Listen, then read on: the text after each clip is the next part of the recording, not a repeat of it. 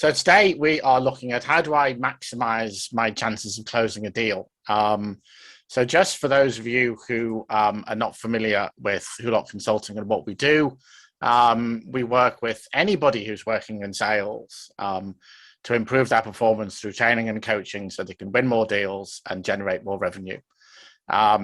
Every business needs to sell, right? No matter what they do, you need to sell. And so almost everybody who's working in a business is probably in some way related to sales. If you're your own small business, then you almost certainly are. But it's something that involves a lot of people. So we've got a combination of online training, private training, and public training. And everything we do is based off what I call the equation of sales. So the simple fact that in order to be successful at selling, we need to build trust with our customer. We need to understand what they need, and we need to demonstrate that the product that we have is going to give them more value than it's going to cost them to actually purchase, so that they're going to get a return on their investment. And if you can do all of those things, three things, then you'll be successful. Okay. So today we're going to look at how do I maximize my chances of closing a deal. So there are some very obvious things that you might written there. So we're going to focus on our best opportunities. We're going to look at building trust, understanding the different people involved in the buying process, know everything, and then how to handle objections. You will notice, of course, that I have not talked about closing in there. My belief is that closing is the easiest thing that you have to do, as long as you've done everything well up to that point. Okay, there is that big proviso in there. So if you do all these 5 things, closing will be straightforward. If you haven't done them all, if you don't understand what your customer needs properly, if you haven't built relationships with all the people involved, if you don't know everything that you need to know to be able to write a proposal, then you're not ready to close, and you will struggle to close as a result. Okay. So that's why I don't talk about closing. It's a very small part of the whole process as far as I'm concerned. And it's really just about getting people to sign off. But you have to do everything else correctly in order to be able for that to be straightforward. Okay. So focus on your best opportunities. I mean, it's kind of obvious in many respects, but there is a tendency for people, particularly when they're new in sales, for any time a customer shows interest in what they've got, to believe that that means that it's an opportunity. And really, you need to try and look at it and analyze it and determine, really, is it an opportunity? Is it really the best thing that you've got to work on? Or should actually, are there other things that are more important that are going to give you more revenue quicker? And this is something that you might do over a longer period. So the way we go about doing that is what's called sales opportunity management, right? And the best companies do it very well, right? So the whole sales process effectively moves things from an idea through to a sale through what we might call a funnel. So we have hopefully hundreds of suspects, hundreds of ideas where this company might want to buy this product and that company might want to buy the other product. And lots of those. And we can generate those very quickly in general. What we then have to do is weed out the ones that are really never going to work, the ones where it's just somebody who's asking for information or never really ever going to go and buy anything. And we need to throw out the ones that are not going to work and quickly work through to identify the most likely ones to succeed, such that we get more through to the sale at the end, because it's only when we make a sale that we actually generate revenue. Okay. And the reason it's so important is that actually an enormous amount of time is wasted on unproductive prospecting. So going out and talking to customers that are never going to buy from you, or trying to win deals that are never going to close. And the other scary thing is that it takes longer to lose a deal than it takes to win one. And I think that's probably because people still keep chasing lost deals in the belief that they could still win it, right? Even when it's gone and people have moved on or decided not to do anything. people don't give up on them. So we need a really careful way of determining what is a good opportunity so that we only focus on those. And this was a great quote that I found. So a good opportunity is one that's relevant, and to know which ones are relevant, you need to be able to assess them against predetermined criteria. So you need to know in advance, right, what is good, what is not so good, so that you can actually be consistent in your approach. Because again, the worst thing is to be inconsistent, because then you end up wasting an enormous amount of time as a result. Okay, so how do we know what works? So it's a bit unfortunate that most of it is experience. So my background, as most of you know, is in the oil industry, and I can very quickly look at a product and say, well, I could list you out 10 companies that might be interested in buying it, and I could probably list you out 50 companies that will never buy it. And that's experience, and it's very difficult to replicate that. However, which is partly why we need to go through this exercise, because if you don't have that experience, you need some specific criteria that you can judge things against. So obviously, if you've got that experience, then that's great. You are able to make those judgments fairly quickly. However, if you don't, then hopefully there are other people in the company that have some experience. So talking to the other salespeople, people who've been there for a while, understand, why this deal closed, why that deal didn't close. How did we manage to make the sale to this customer? What did we do? What was it about them that made them want to buy it, right? If your company keeps lots of good records, potentially in a customer relationship management system, then you might have some history to work with.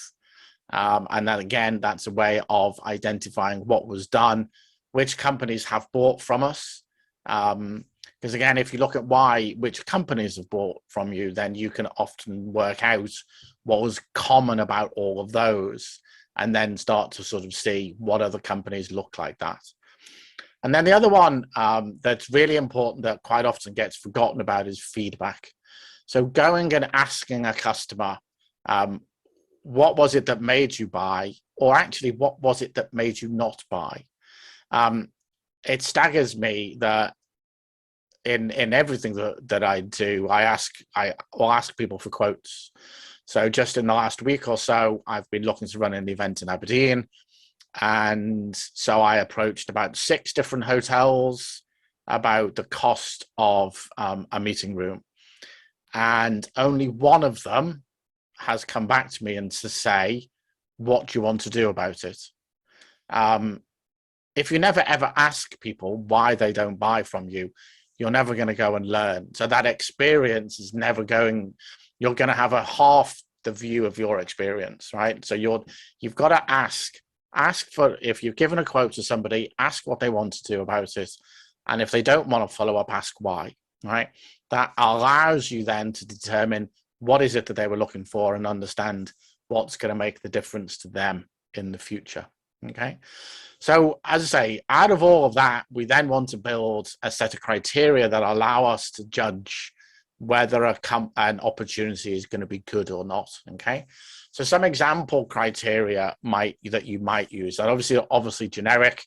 You will find that for your particular business or your particular product, you will be able to define some additional ones or maybe more specific things. So are they a good company? All right. How, do we like working with them? Is it easy to work with them? What is it that's like that? How big is the order? How much money are they going to spend, right? Obviously, the bigger the order, the bigger the opportunity is and the better it is. But that doesn't mean that every big opportunity is necessarily a good one, right? It contributes to it, but it doesn't mean that it's necessarily brilliant, right? How easy is it to deliver on expectations? What's it going to cost me and my company to actually go and deliver what it is that the customer wants, right? Do we have a specific advantage over our competitors, right? Why are they going to pick us rather than someone else? It's highly likely that you and what you offer have competition, right? So why is the customer going to pick you over somebody else, right? And if you can't identify that, then you're not going to be able to explain that to the customer, and they're not going to know why they should pick you. Okay. Is the budget known and understood? So how much money has the customer got to spend? Do you know how much that is? Are you within the budget? If you don't know, then how can you possibly quote a price that is going to meet their expectations, right? Will this order open up opportunities in the future? All right, again, that's a really important thing. So it might only be a small deal today, but they may do a lot more work with you in the future. And if they do that, then, you know, you're actually going to make much more money in the long term. Okay. And selling into an existing customer is much easier than selling to a new customer. So actually winning that first order is probably far more important than potentially winning, you know, the fifth or sixth with other companies, right? So you might want to put more effort into that. Okay. And are we the most likely winners, right? So after all of when we look at it all, right, are we the ones that are going to win? Because again, if you're fourth or fifth on their list of preferences, the chances are you're not going to win. So putting an awful lot of effort into it is probably not worthwhile. The only reason that you would put a lot of effort into something that you're probably not going to win is that in some instances, particularly with companies that go through tender processes, is that you have to bid 3 or 4 times sometimes just to stand the chance of winning. So you might have to have lost 3 or 4 tenders before they'll even consider actually giving you the work, even though you might have been the best along the way, because you haven't demonstrated a track record of working with them. So there may be sometimes there's a reason why you would do that, but it's still, if you're not likely to win, spending time to try to win something is probably a waste. So the way I then go about doing that and analyzing those is that we look at each of those criteria and we define what does a poor opportunity look like and what does a good opportunity look like, and how might we score those, you know, marks out of 10 or marks out of 6 or whatever you'd like to choose, right? Generally, the poor score is 1 and the good score is a higher score. And the higher the score is related to how important is the overall criteria, right? So some criteria are more important than others, and so they will have a higher maximum score in there. Then the next thing you would do is write a comment. So for each individual opportunity, you might comment, give it a score for that criteria. And then the action is, can you do anything to improve the score? Okay. So let me just show you an example, because then it'll be a bit more obvious. All right. So here's 5 of our criteria. So are they a good company? The definition of a poor company is they've never bought anything from us. Now you might have a broader range of categorization there, or a broader description of them. I've just sort of put a small description in there just for the sake of space. Good company we're describing as fantastic. Okay. How big is the order? Okay. Less than £10,000 is the lower end. More than $1 million is the top end. Right. And so we've said both of those, the maximum score is 10. Right. So they're very important criteria. Right. Then is the budget known and understood? 1 is never asked. So we've never even asked the questions about the budget. Right. And then yes, a good opportunity is yes, and we fit it. Right. But the maximum score there is only 5. So we're saying that it's not as an important criteria as how big the order is. Right. So we do that for all of our criteria. We define the high and the low score, as I say, and then each of our opportunities we then judge against that, right?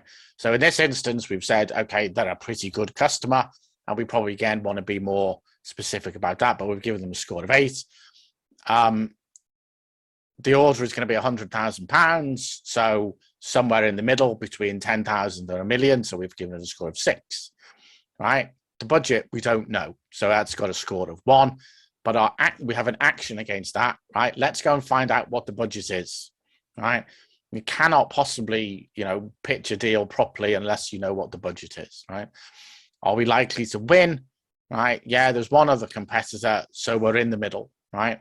But what we don't know is why we're unique, right? So we need to go and find that out. We need to go and assess ourselves against that other competitor and define what's going to win it for us, right? And will we win more in the future? Well, we don't know the answer to that one. And I always think if we don't know the answer to that one, we put the score in the middle, right? So here we've got 4 out of 8 is that. So after we've done all that, we can then have this opportunity. We'll have a total score, which is what, 24 out of 43. So middling, but we then have to rank it against all the others, right? But we also know that we can improve that score, right? If we understand the budget, if we go and have a meeting with whoever it is that's doing the buying, talk about the budget, understand what it is that we need to fit within, then we can improve the score, and then it becomes a better opportunity. And again, if we understand why we're unique, such that we therefore know that we're more likely to win, again, we can improve that score, okay? So that's a sort of analysis that I would be suggesting we should be doing on a regular basis, such that you constantly understand which are the most important opportunities for you to be working on. And obviously, you can't work on every opportunity every day necessarily. There might be gaps in between the work. So it just defines the order of priorities for you so that you know what you're doing. Okay. Any questions on good opportunities and how we understand the best ones?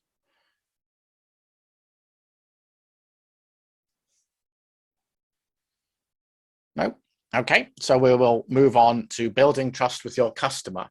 So trust obviously is one of the 3 pillars of the equation of sales.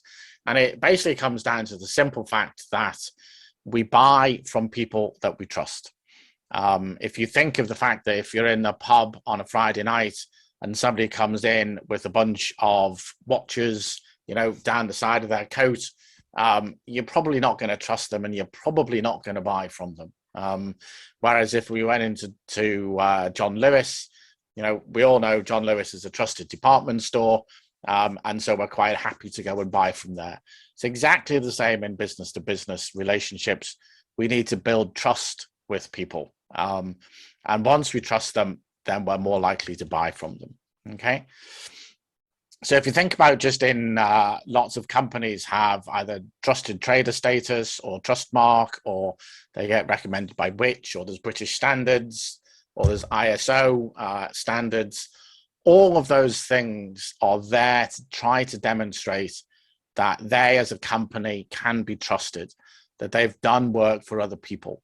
They're just formalization of processes that we've known for years of saying to our friends and our colleagues or our relations or whatever, who do you know that does this? Can anyone recommend this? There's Facebook pages now that are just full of questions of who can you recommend to do this? I'm looking for somebody who can do this. And so we're just asking for people to make recommendations because they are much better for us because there's trust involved, right? If we walk in off the street to go and talk to another business, quite often that trust isn't there, right? So we have to be thinking the first thing we have to be doing is trying to build trust. We're not trying to sell our products immediately. We're trying to build trust. We're trying to demonstrate that we are there for them and are going to try and help them because that's what we've got. That's the trust. There's a great quote from Simon Sinek who says, trust emerges when we have a sense that another person or organization is driven by things other than their own personal gain. And it's one of the issues that anyone who works in sales feels, right? Because everybody knows that people who work in sales earn commission, right? And so obviously if they sell, it's in their own interests because they are going to earn money out of it, right? So it's very, very difficult to get away from the fact that that's what's going to happen. So you have to try to do an enormous number of things to try to demonstrate that actually you're not in it just for you. You are there to try and help your customer. And I always think the greatest salespeople are the ones that will turn around and go, do you know what, I can't help you with this. Either our competitors will or this other company will, because you're demonstrating that you're not going to try and sell them something just for your own personal gain. You're trying to do the best for that customer. And that's a great way of building trust. Okay. So there are 4 traits of trustworthiness, and these all come from this book from Rachel Botsman, Who Can You Trust? And they are reliability, competence, empathy, and integrity. Okay, so reliability comes down to a person's consistency in doing what they said they would do, right? So if you turn around to a customer and say, oh, I'll do that for you by next week, right? Do you actually do it? Our product is going to be able to do this for you. Does it actually do it, right? And you have to do that time and time and time again. And that constantly rebuilds and rebuilds that trust, right? The minute that you don't do that, you potentially run the risk of losing that trust with people. And then it can take a long time for it to get back, right? So do you do what you say you're going to do over time, okay? Second is competence, right? So it's your ability to do the things that matter to your customer and what you claim that you do. As I wrote in my book, I think I'm quite competent at teaching sales. I would not be competent at scoring a penalty to win a World Cup final, right? But that's not how I'm being judged. I'm being judged by my competence at teaching, right? And again, so when you go and talk to your customer, are you competent at what you do? Do you come across in a professional way? Do you talk sense? Is everything that you do professional? Do you know what your product does, right? That's a really, really important one. So being able to answer the basic questions about those things, again, all of that helps to build trust. Empathy, the ability to understand and share the feelings of another. Okay, so Roosevelt had a great quote: nobody cares about how much you know until they know how much you care, right? So if your customer's feeling happy, you've got to be feeling happy with them. If they're feeling sad, you are going to be feeling sad with them, excited with them, and such like, right? So we need to understand how those people are feeling and behaving and be in tune with that, right? If we are not, then it's sticking out like a sore thumb that we're not quite, working with them and probably not, looking out for them in the long term. And then the final one is integrity. So about intentions and motives. Are you going to do the right thing for the right reasons? And again, that's a really important one, right? So I had a boss who used to say, if you make a decision, are you going to be happy to see that on the front page of the newspaper tomorrow? If you're happy with it, then that's fine. If you're not, then it's probably the wrong thing to do. And I think most of us in general terms know what the right thing to do is, and we really should do that. And again, sometimes that doesn't necessarily benefit us. It's probably, more likely to benefit our customer. It's great if it does benefit us, but, if you do the right things for your customer, then, you're going to stand the chance of building that trust much better. Okay. So some of the things that you can do in order to help you along through that process, right? Just to summarize those things. So do what you'll say you'll do. So if you've made a commitment to somebody, make sure that you do it. If you realize that you're not going to be able to meet it, make sure you tell them, right? So if you are going to fail, right, always, admit it and, put forward a plan as to how you're going to get back on track or whatever, right? Which obviously comes into communication, constantly communicating to your customer, not over communicating, but communicating as much as is necessary so that they understand that you're looking out for them, right? Value long-term relationships. Yeah, we can all make a quick sale tomorrow, possibly, right? But actually, those longer-term relationships are going to do so much more for us. Not only because longer-term relationships mean customers will spend with us more often, but it's easier for them and it's easier for us to sell in those things. And they'll go out and tell everybody else how good we are when you're in those things, okay? Focus on customer loyalty. So again, keeping those customers. Every customer that you lose means you've got to go and win another one in order to grow before you can even start to grow, right? So keeping customers is really important. Show people that you care about them. Ask them questions that are unrelated to work, right? Show interest in them as a person not just as a person that you can sell to. Mm-hmm. Always do the right thing. Hopefully it always goes without saying, right? And then admit if you've made a mistake, right? Mistakes happen, right? It's impossible to think that we will go through life and not make mistakes.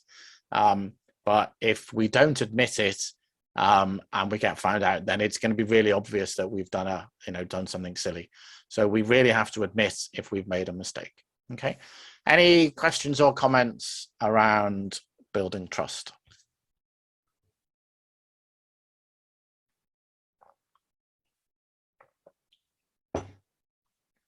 Okay. So different buyers, right? So in almost everything that we buy, we will seek the opinion of others, right? Even if it's just to say, does my bum look big in this, right? We will ask others their opinion of what it is that we're going to buy. So when we're going and talking to a business, the chances are we're going to be having to deal with lots of different people. So before you can even work out who we're going to talk to, we have to understand how your customer makes decisions, right? Do they make it by committee? Will one manager decide? They might take input from others, but they'll make the ultimate decision. Do they involve procurement, right? Procurements have a different set of objectives and sometimes view things differently from the people who are the ultimate end buyers, right? What levels of budget can people approve? So are you dealing with somebody that can approve, £1 million purchase or a £10 million purchase or a £5 purchase, or can they not approve anything at all, right? You need to understand who's got what authority, how they're going to go about making a decision, and who's going to be involved in making that decision. Because everybody will have their input and they will have different views on things and they will make decisions in different ways. And so you need to understand A, the process, and then B, who's involved in it so that you can work with all of them, okay? And there's a sort of a spectrum of buyers involved in it. So from the end user, who is the person who actually uses the product, to the technical buyer, who is the person who understands what the product is all about and how it fits, and then the economic buyer, who is interested in the value that that product delivers to them, right? Obviously, the ultimate economic buyer is the CEO or the managing director or whatever the top level person is, but it may be lower depending on the size of the purchase and the size of the organization. But the economic buyer is the person who signs the check, who ultimately buys the product, and the end user is the person who then uses it, right? They may be the same person depending on the size of the company, but quite often they'll be different people, right? And they worry about different things. So the end user will worry about features and functions. How do I do this?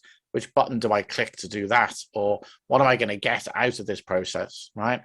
The technical buyer worries about the processes that are involved, the overall way it fits in with what it is that you as a company do. And the economic buyer worries about the value. What's the return on the investment that I'm going to get? Okay. And in terms of who gets to be involved, their influence in it, the end user has a low level of influence, and the economic buyer obviously has a very high level of influence. That doesn't mean to say that,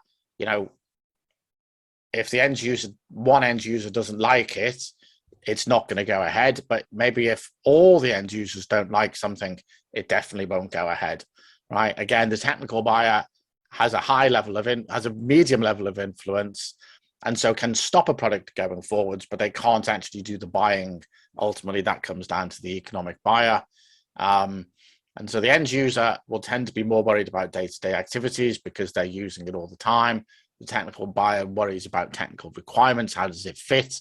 Does it work with all the systems we currently have, etc.?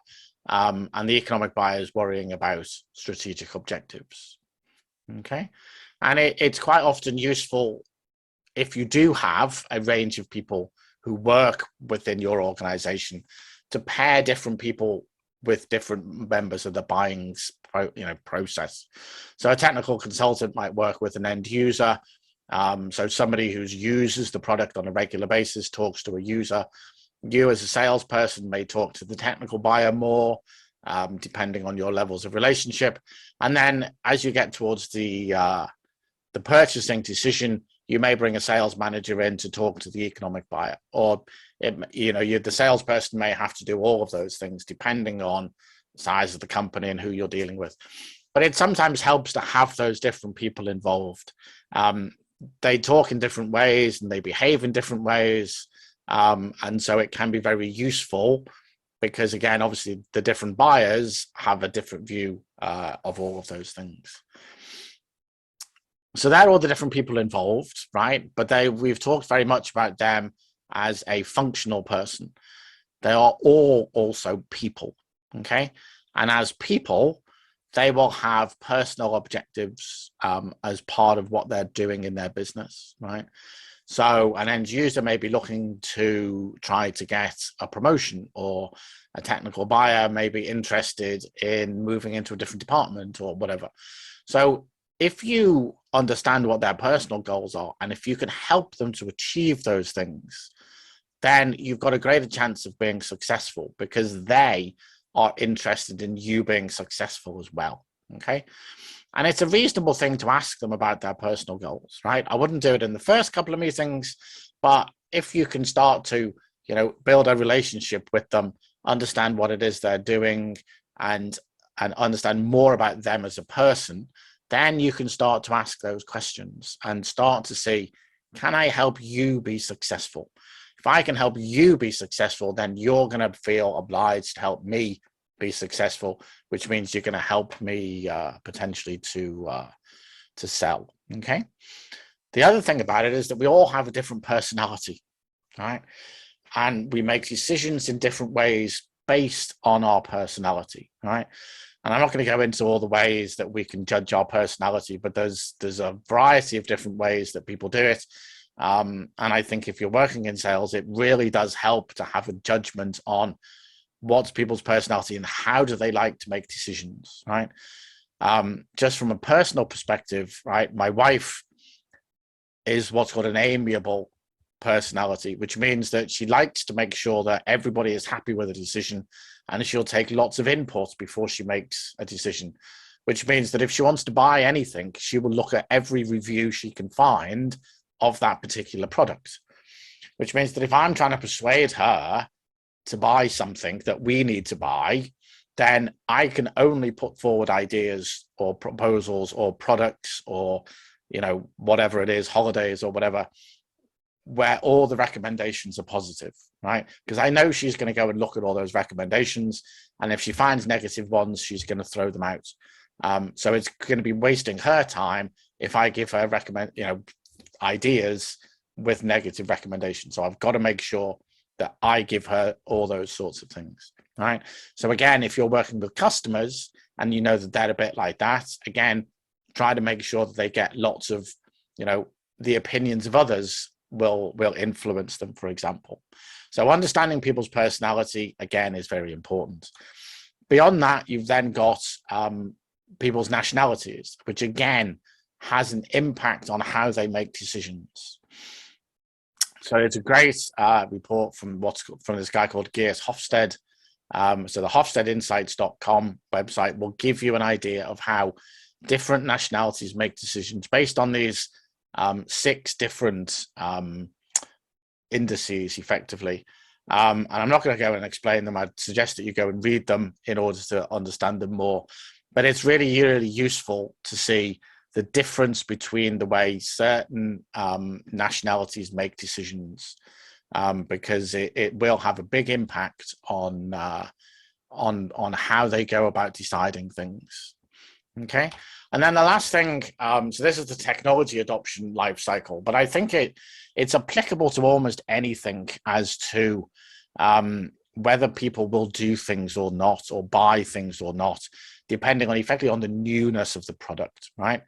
So when a product's first introduced, the first people who buy it are innovators. So they are people who are buying products almost because they're new.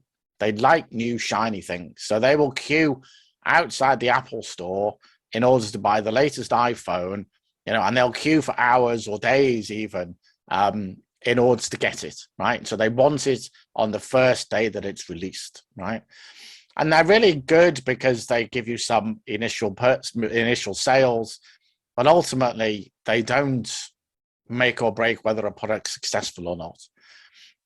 The next group are the early adopters, which are people who are really quite keen on these things, but they're never going to buy the very first version. They might buy the second, or they'll keep up with fashions, but they won't necessarily be at the bleeding edge of fashion.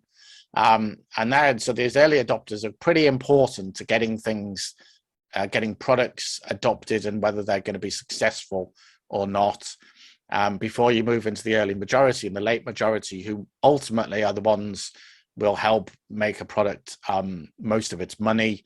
So early majority people are probably using smartphones, but not necessarily the latest version. As you go off sort of beyond that peak into the late majority and the laggards, they probably still have, normal phones, or probably don't even have mobile phones. So they're not even involved in doing that. So that where people fit on that adoption cycle will dictate how comfortable they are in buying products. So if your product's really, really new, you've got to find people who are innovators and early adopters. If they're not like that, you're really going to struggle because people won't take the risk. Laggards will not take the risk on a brand new product. If your product's been around for a long time and lots of people use it, the innovators and early adopters are not going to be interested. Right? Late majorities and laggards are going to be interested in it. So if you understand how your customer thinks in terms of what risk they're prepared to take with the newness of a product, again, it will have an influence over whether they're likely to buy it or not. Okay. And again, you might have to, for the early and late majority, you've got to demonstrate that enough other people have used it and been successful using it in order for it to be successful. Okay. Any questions about the different people involved in the process? There's a lot of information in there and a lot more that you could probably listen to or talk about. But any questions about any of that?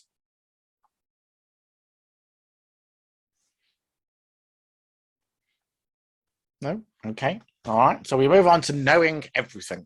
And this is it's kind of the shortest section, but the biggest title.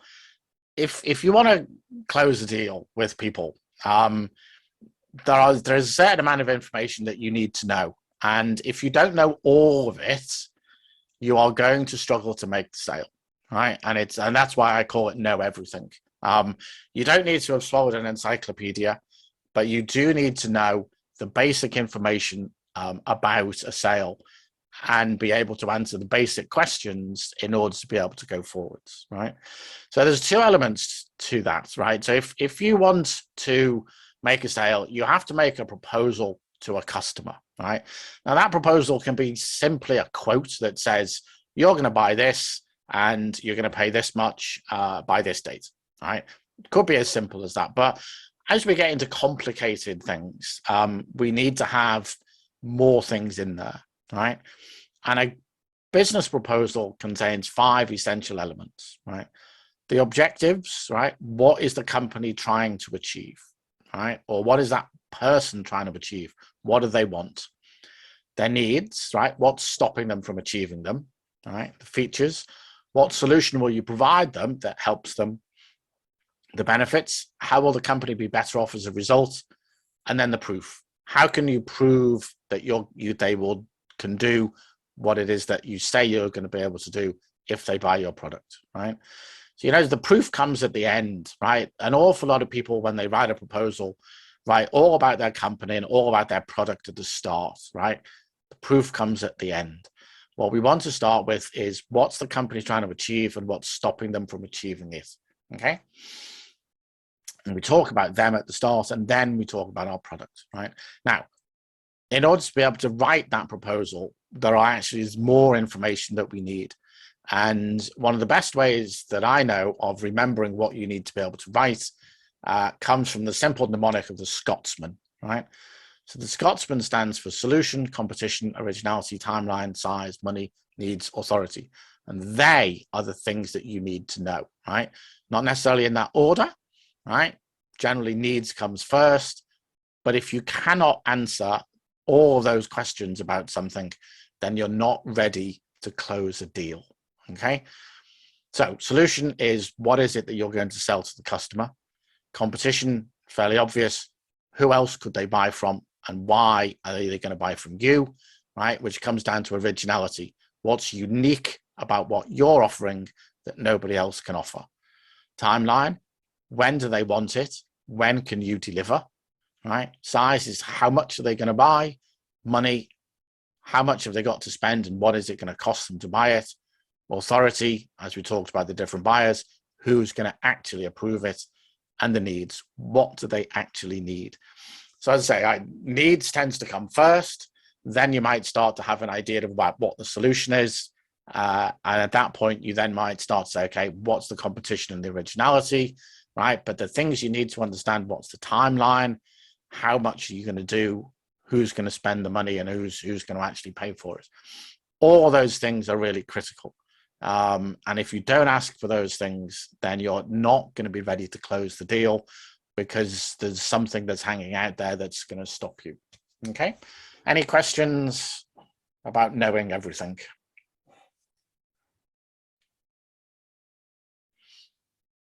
Okay. So the last thing is handling objections. It's almost certain that at some point, someone is going to say, yeah, but what about this? Okay.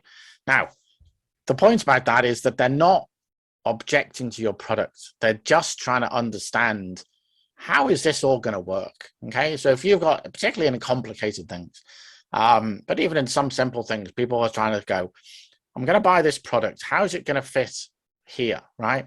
So, you know, even if you're going to go and buy a sofa, you're going to go and measure it up and see, does it fit in my living room? All right. How is it going to fit with the rest of the furniture that's in there or whatever?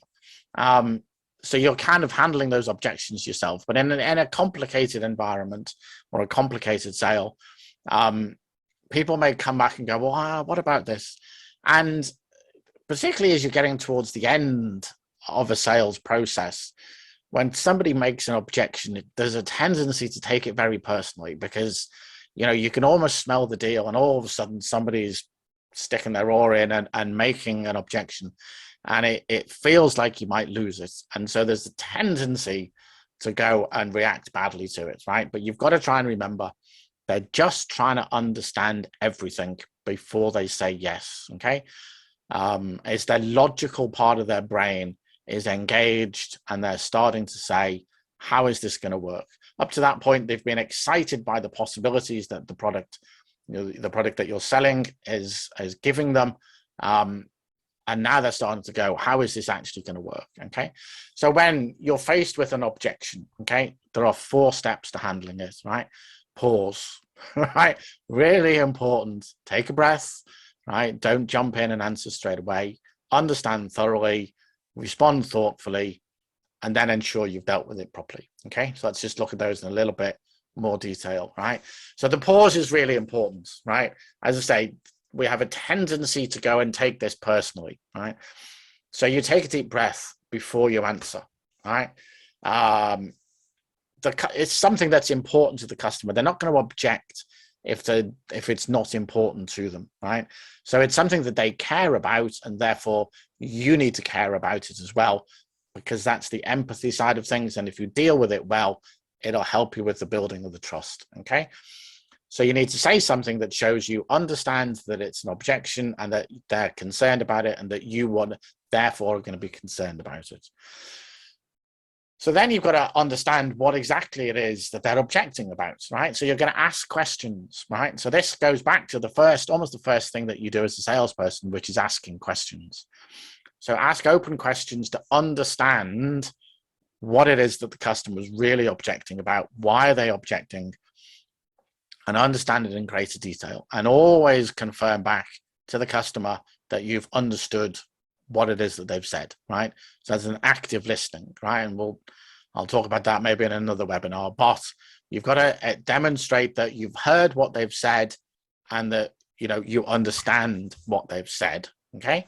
Then respond thoughtfully. So respond in a way that ensures that the customer understands that you're caring about what it is that they've said, that you're going to solve that problem for them.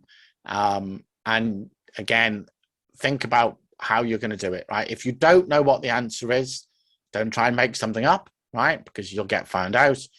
Tell them something that is really, if you need to come back and answer the question later, then do that. It's much better to pause and come back later than give them an answer that's incorrect. Okay, so answer the question as well as you can. Come back later if you need to, and then make sure that they're happy before you move on. Have I covered everything that you need to know? Are you now happy that this is going to be okay? Have I dealt with your objection? Okay, right? Make sure that they are happy with it. Okay. The one thing that I will say about objections is that the more experience that you have, the more times you might hear a similar or the same objection from people. And so what that means is that there's probably something that you're not telling people early enough in the sales process. So if people are asking or making objections late in the sales process, think about what it is that they're asking about, and then make sure that you're telling them early in the sales process, right? First of all, if that's a big issue for them, it means that you're qualifying them out as an opportunity because they're not able to go forwards, or it's too difficult for them, right? But secondly, it means that it's not going to be an objection later in the process, okay? So that it makes it much easier for them to say yes, okay? And you're never ever going to be faced with that objection at the point where you're so close to doing the deal, okay? So if you do come across objections on a regular basis, deal with them earlier in the process so that the customer gets used to what that situation is, or how you would go about solving it, okay?